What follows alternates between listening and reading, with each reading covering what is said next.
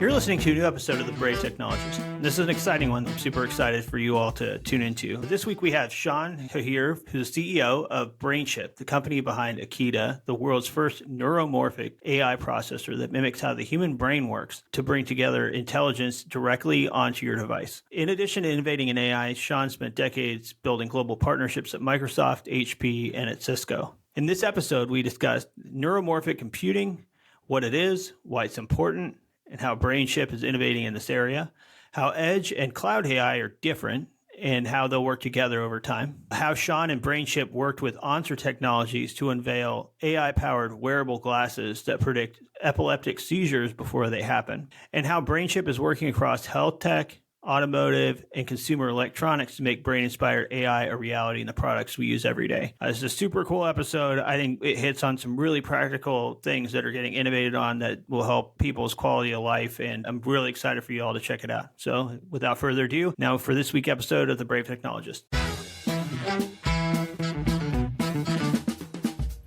Sean, welcome to The Brave Technologist. How are you doing today? I'm great. How are you, Luke?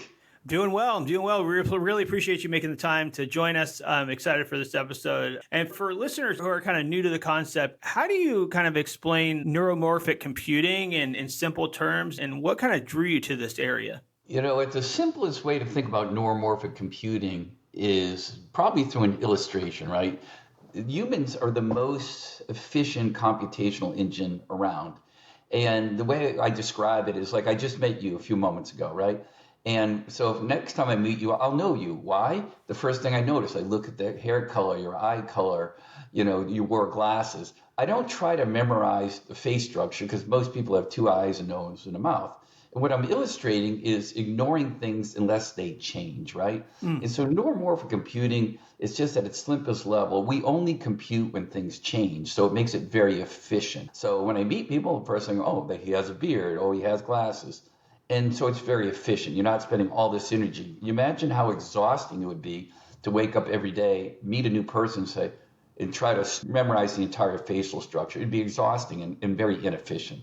And so that's how you look at neuromorphic computing. It's just a way to compute when things change, which makes it very efficient. I'll make one more comment and I'll pause. When you go traditional computing, they're doing that kind of brute force, computing everything all the time. So you get the contrast. And I can get a lot more technical than that, but that's the layman's way to think of it. No, that's awesome. I think that helps to really kind of paint a clear picture too. When you think about it from that perspective, like what problems are the ones that you're spending most of your time on focusing on with this technology, and who kind of benefit from those?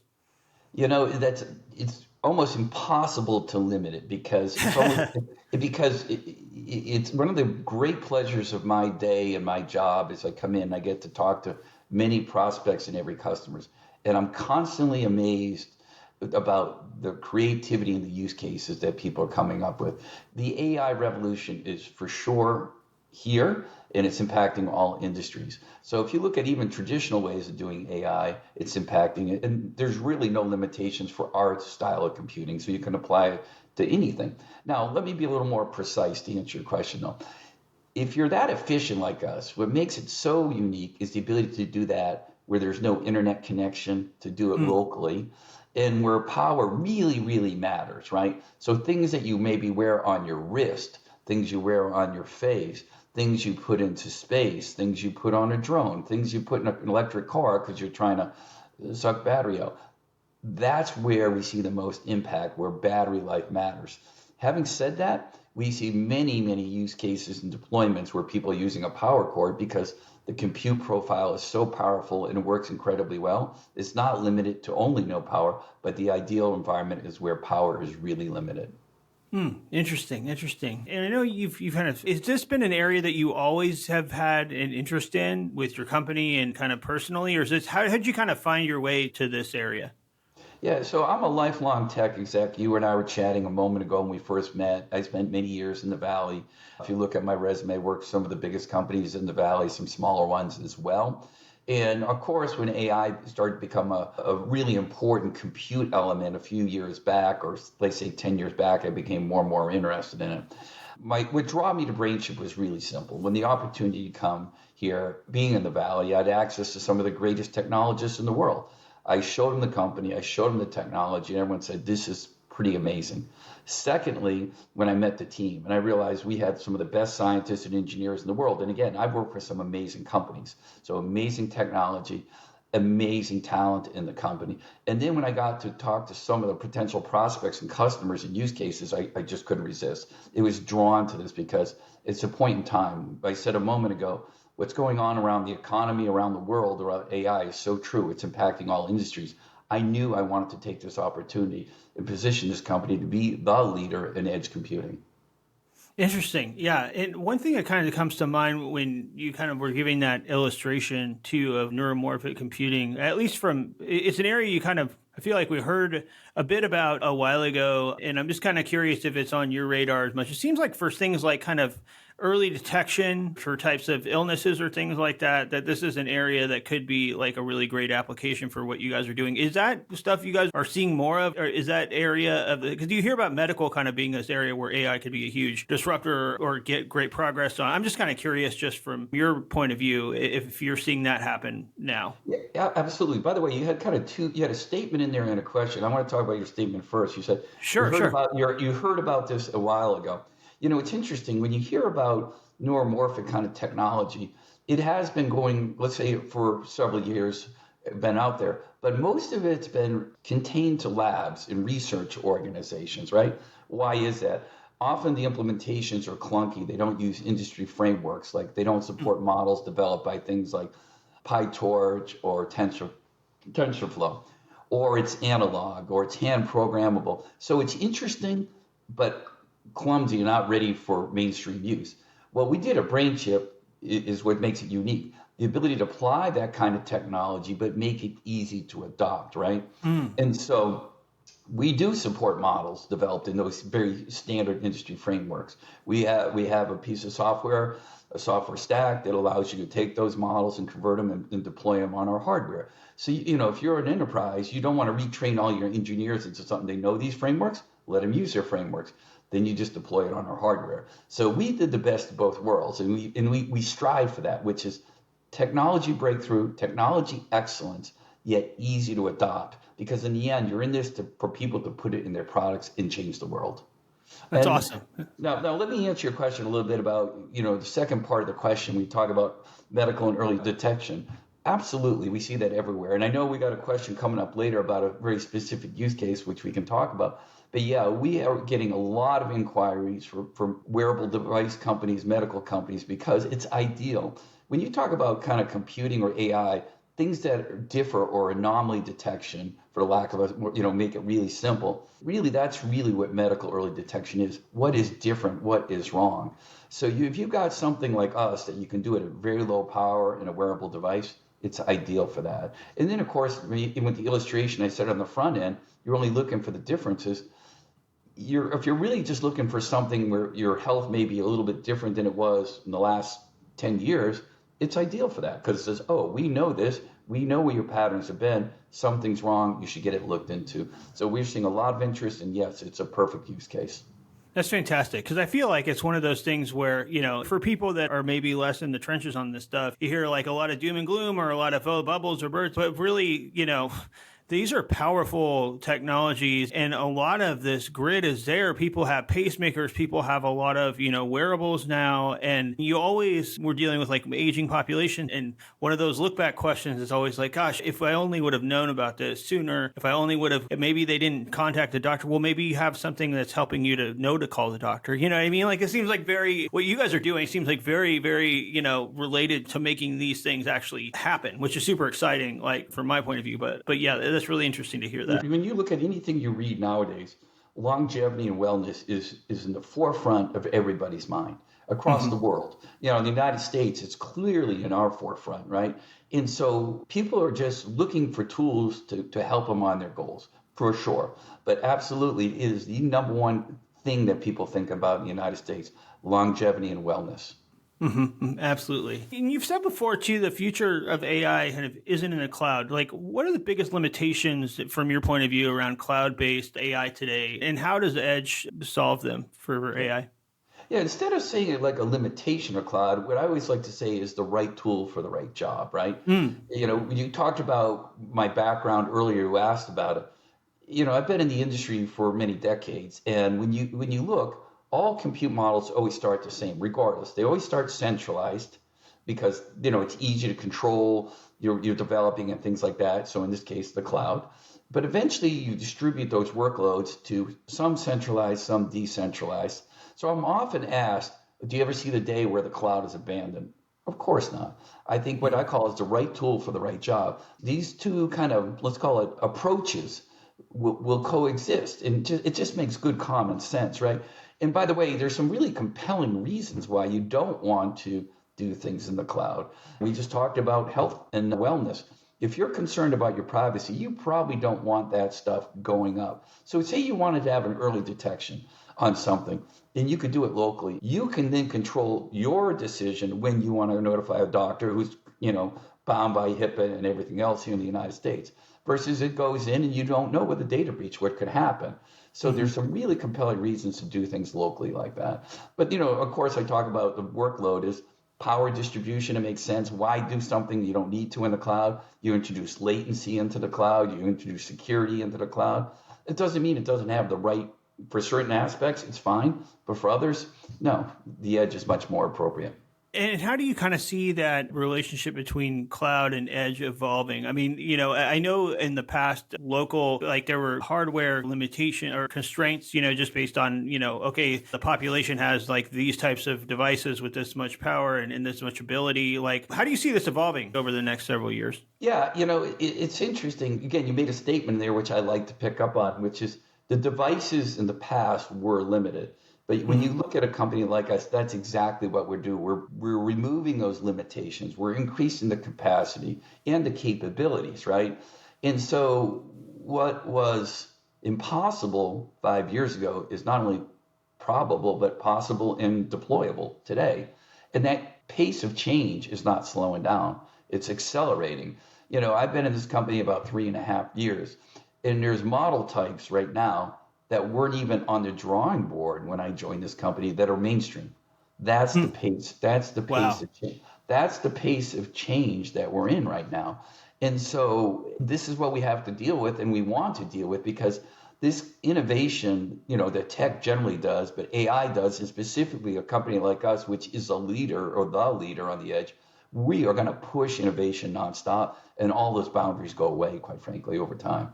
And we're going to talk, I believe, a little bit later on about some things where things just weren't there. And now we can do them. It's an amazing, amazing environment.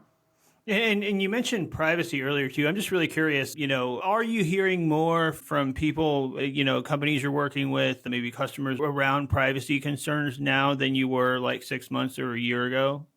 Yeah, absolutely. Absolutely. We hear it all the time, right? Hmm. Not everybody is very secured about their, very concerned about their data, not only their health data, their financial data. Yeah, there's a lot of privacy concerns there for sure. What does generative AI look like at the edge? What kind of experiences become possible when these models can run directly on the device?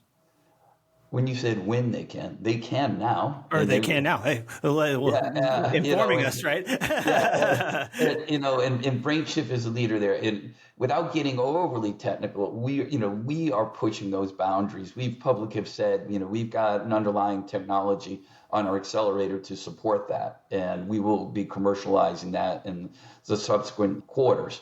We've got a set of models that we have developed that are generative AI LLMs that run exclusively on the edge, that have unbelievable performance. And again, I don't want to quote numbers and things like that here, but Sure. stay tuned. So basically, everything that you can see in the cloud, maybe not everything, but it might be everything, can be done soon on the edge. The models are getting more efficient, smaller, and on the hardware that can support it, and with some unique architectures, there's some very interesting things that are coming through. I would say simply stay tuned to us and watch what we're going to announce later this year. I think you'll be amazed about the functionality we're going to be talking about. And later this year is not that long, as we're already in October. Later this Right. year, later this year, early next year, there's a lot of things we're going to be announcing that you'll see the possibility. So the short answer is almost everything you can see in the cloud will be available on the edge. I Oh, strongly believe that.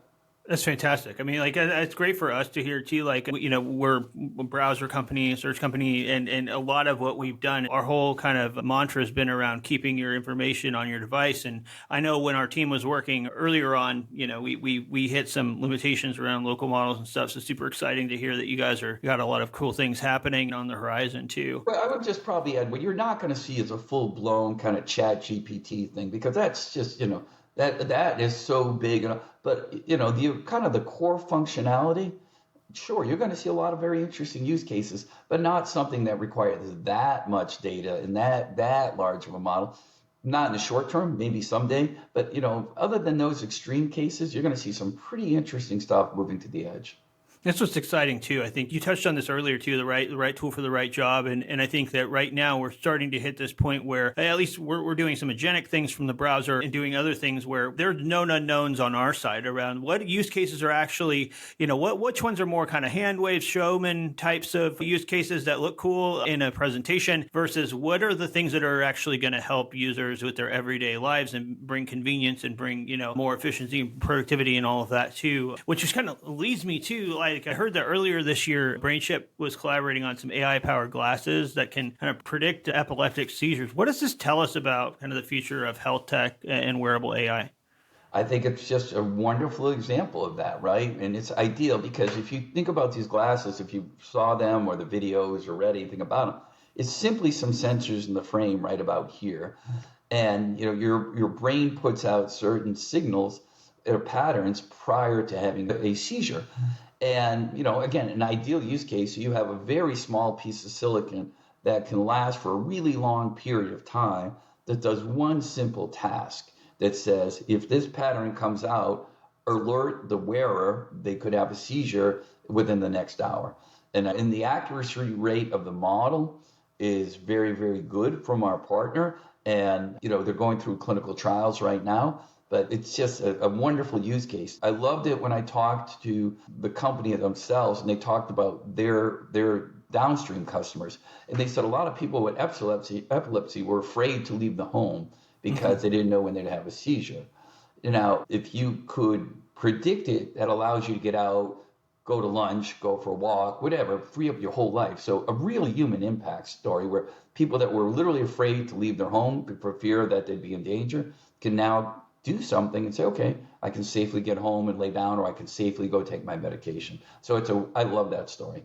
It's fantastic. I love it too, because I think these are the stories that should be getting a lot more airtime, where these are things where it's like, look, like practical use cases that are like improving quality of life and in making it so that people that couldn't do things can do things, right? Like there's so many benefits that tech can bring for, improvements like that. And it's great to hear that you guys are working with partners on making those things a reality and that it's possible, right? Like I think if people are going to have mental models of like what's doable and what's not. And I think in some cases, like with you guys, you're way farther ahead than people actually realize. So it's super cool to hear about these things. Well, thank you. Yeah. So are there any other kind of breakthrough use cases of Akita that surprised you or your team? Or maybe we can go into a little bit around what is Akita too, if you don't mind. Well, you say you've got a somewhat technical audience in there. So Akita is our accelerator, right? The industry uses terms like, we have CPUs, GPUs, and then what they call an NPU, neural processing unit. And basically an NPU is a piece of silicon that runs AI models very efficiently. So we produce an NPU. Now, we have some chips out there, but we also sell IP to our customers as well who want to build a custom ASIC or an SoC and want an NPU integrated in there.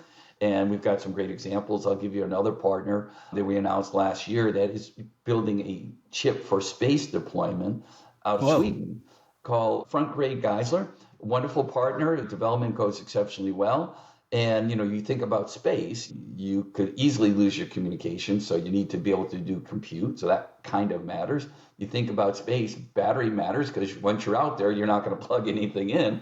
And so, I remember hearing this use case. I'm like, wow, that's a cool use case because you talk about wonderment. So yeah, every day I get these very interesting use cases that come around. But our NPU, back to what we do, is in there, of course, is the company produces this which is that incredibly efficient ability to run these models. And I talked about it earlier. We do it supporting industry standard frameworks, make it easier for people to deploy. We also are building a really comprehensive set of models and solution sets as well. So we've got customers who say, can you not only give me an NPU, but can you give me a model as well that does certain things? We do that as well, because some companies don't even have the wherewithal to deploy these things. They know what they want to do, but they really can't do it. They don't have the skills in-house. And I think that's really what's going on in the industry right now. People that can supply a lot of expertise, like a company like us, not only the underlying technology, but the expertise and the models, et cetera, really stand out from the crowd. Oh, it makes sense too. Things get way more specialized, and that's your guys' specialty, right? Like, and what a cool juxtaposition too when you think about it. Like, whether you're talking about sensors and glasses that can help somebody with detecting seizures to doing stuff in space, right? Like it's such a macro, micro, right? Like a cool, like kind of a picture they're painting there of how this technology is getting used. I think it's really, really cool. I mean, so we talked about some of the breakthroughs. What are the most kind of important user concerns you hear? And how are you guys kind of addressing them? By concerns, that could mean things from like, we talked about privacy, but also like kind of trust and safety. And how is BrainChip addressing those things with your work?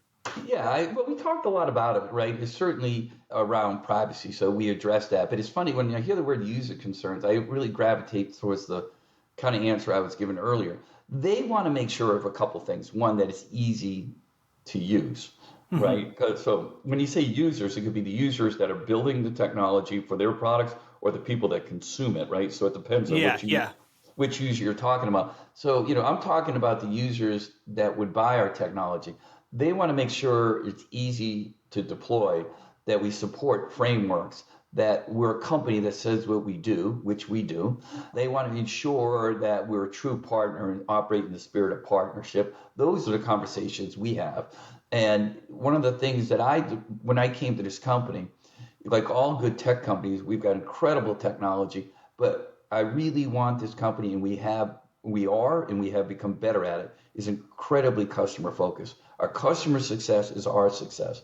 So when you engage with BrainChip, you get the full power of the entire company, all the engineers, all the scientists. So we really address that. Now, downstream, their customers, their users, their concerns, primarily around privacy and things like that, we feel with the technology we have serves them incredibly well. Yeah, that's awesome. And it's a good distinction too. I think, especially if things are so specialized, right? Like, and you got to be looking at it from kind of first principles, right? Like through the whole stream, and seeing that, like, cool, like, whether that's like working directly with the partner or thinking on that customer, because people do put a huge amount of trust, right? Like into the device that they're using. And there's a lot of pieces to that and a lot of relationships that kind of go with that. So it's a good distinction you break out there. Called energy efficiency, kind of the hidden frontier of AI. Why is efficiency such a critical piece of the puzzle? Sure. Well, I think, literally a day doesn't go by if you watch any kind of news or read anything on social media, you recognize the power situation around the world. With AI going up like this every single day and the consumption of it, we just can't build enough power sources. We just can't. And so you've got some choices. You either slow down the innovation, which is most unlikely, or you drive efficiency, right? And so it's not an option. It's an imperative. It will be done. It has to be done. And then just as being good global citizens, we really don't want to be doing this with power. I mean, it makes no sense, right? To be wasteful with these power. It's ironic. We started this by talking about the way we approach compute in a very efficient way. And people say, well, that's interesting. I never would have thought of that way. I actually, when I wake up in the morning, I'm like, why would you ever think about it the old way? Do you get up in the morning and say, how much water can I actually try to waste today? Or, it's just because we got used to this as a society. We grew up with this. But the right way is to look at it the way we look at it, which is do excellent job with the lowest power. It's good for the world. It's good for the environment. Advances technology. And it's doable now, right? I think that's another big part, right? Yeah, that's the thing I love people to take away from this conversation, because we covered so many different things, and a lot of really awesome stuff's happening now and is possible now, and it's super exciting. I think, is there, from your point of view too, like along this vein, like what's the conversation that we aren't having enough of innovation space from your point of view, or what would you like to see us all talking about a little bit more? The conversation that I think we're not having is why not? We should always ask why not and push, right? Again, I mentioned earlier, the things that we're doing now were almost inconceivable when I joined. And so I've stopped thinking about limitations and start thinking about why not, and what use cases can we actually close, or what can we actually drive, and how can we change the world. This technology really has the way, we gave some examples about humanity. We could change the world here. We can change people's lives for the better. We can make the world more secure. We can make them healthier. So I always say, why not? Put a challenge in front of a company like us. We've got the resources and the brains and curiosity to solve it. So that's how I would answer that question. Start asking why not, because anything's possible. I love it. I love it. Simple, easy, a good, strong, powerful question to be asking a lot more often. I love it. Really appreciate you've been really gracious with your time and cover some really interesting stuff that you guys are doing. Do you mind letting our audience know if they want to follow along with what BrainChip's doing or anything that you're doing, out in public? Where should people go to check you guys out? Yeah, absolutely. Please go to brainchip.com and check us out. We'd love to hear from you. Awesome. Sean, I really appreciate your time today. It's been a fascinating discussion, and love to have you back too to kind of check back in on things, and we'll be definitely tuning in for those announcements towards the end of the year. That sounds great. Would love to do it again, Luke. Enjoyed it very much. All right. Thanks very much. Thanks for listening to the Brave Technologists podcast. To never miss an episode, make sure you hit follow in your podcast app. If you haven't already made the switch to the Brave browser, you can download it for free today at brave.com. and start using Brave Search, which enables you to search the web privately. Brave also shields you from the ads, trackers, and other creepy stuff following you across the web.